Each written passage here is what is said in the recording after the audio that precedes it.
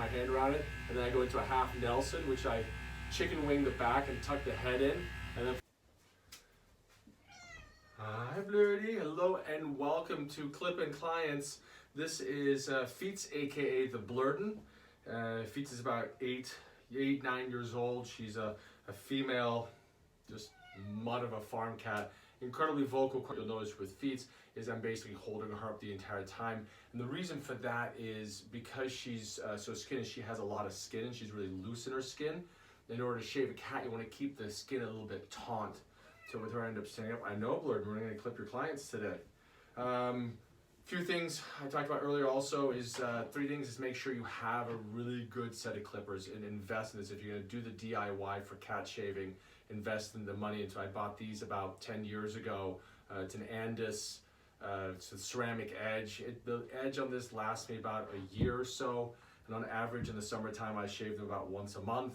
And then the wintertime about once every 2 months or so. So the blades do go dull, especially since I have 2 cats that I shave. I know, Feets, we're gonna get started right now. So a few other things is make sure your cats start with them really, really young. If you start with an older cat, there's a tendency for them to freak out. Feets is a little bit more stressed, but she's a bit of a stressed cat anyway. And then lastly is you want to take your time and shave in small pieces and kind of work your way around. I'll start with Feets on the back section, then I'll get her belly, and then lastly I'll get her chest area, and then just run through the whole thing one more time. So Feets, you want to get started? You do! Alright, Blurted, here we go. Now with Feets, she is really, really jumpy, so I always keep one hand on top of her at all times. So it just makes her feel a little bit more comfortable, and I'm also in charge as well in case she does try to bolt. She's not going to run through the house with a whole bunch of hair. So, you see that, Blurted? So with her, I like to pick Feets up. She gets Velcro claws at that point. And I'm going to work starting from the leg. And I'm just going to work in short little strokes back and forth. With Feet, you'll notice that every time I put it on her, she has a tendency to jump a bit. So what I'll do is I'll keep it nice and close and just back and forth and work my way up, throw off the hair. And it's just short motions back and forth. And I keep the heel of the clipper against her, and then I'll just tilt the blade in slightly just to be able to get to that underneath that fur and just to her skin. And because cats are so loose in their skin, that's why I'm having her stand up so I can keep her skin nice and taut. Doing great, Blurdy. Make sure you always keep talking to your cat. Your voice is soothing. The platform that I had set up was actually, took me a few years to figure out the optimal position to shave them in. I used to do it in a sitting position.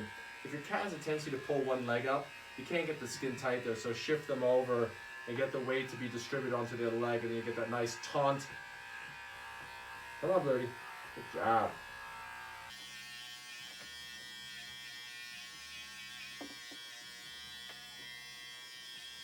The cat will determine where it is that you shave as well. Like Feets right now, she wants to keep pulling up that left leg, so I'll focus on other areas. And they shed all year long.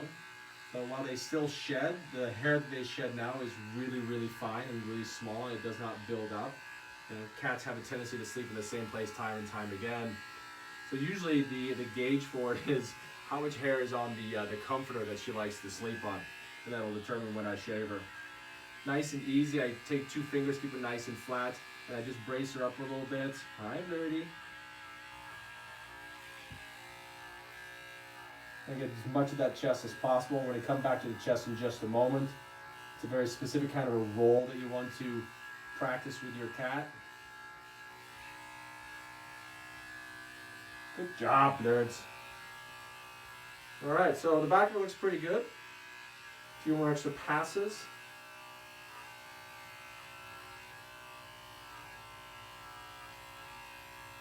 You'll notice I'll come in, I'll put my hand on her, and I'll pull back, and that taunts, straightens the skin out, places a little bit of tension in there, and then the clippers can get a really good bite. It's also going to minimize the possibility of the skin rolling and getting between these blades. It does happen. It's been a while since I've done that. When I first started, I tended to have that happen a bit more. It's just, practice.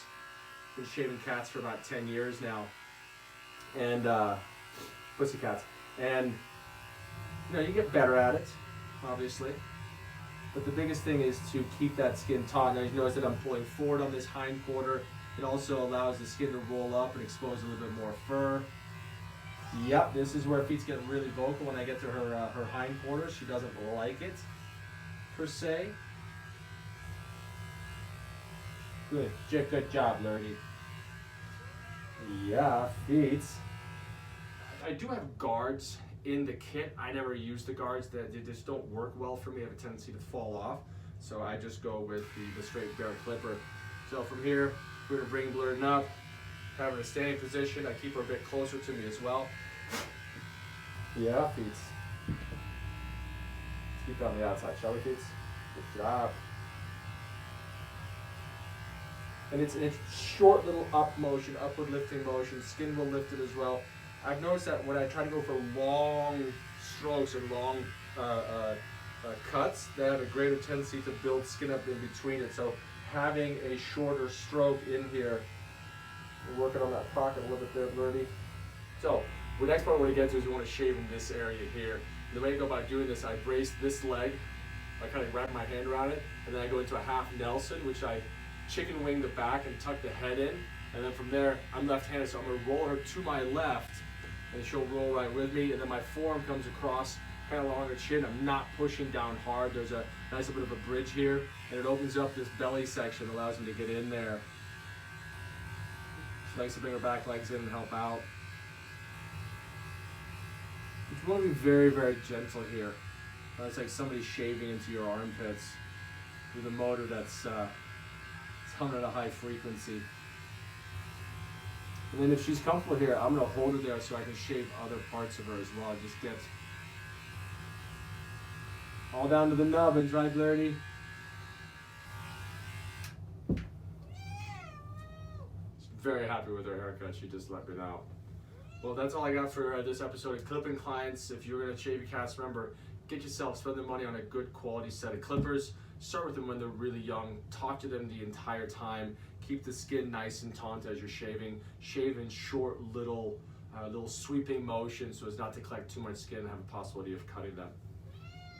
All right, we're gonna go let feet go outside. Good job, Birdie.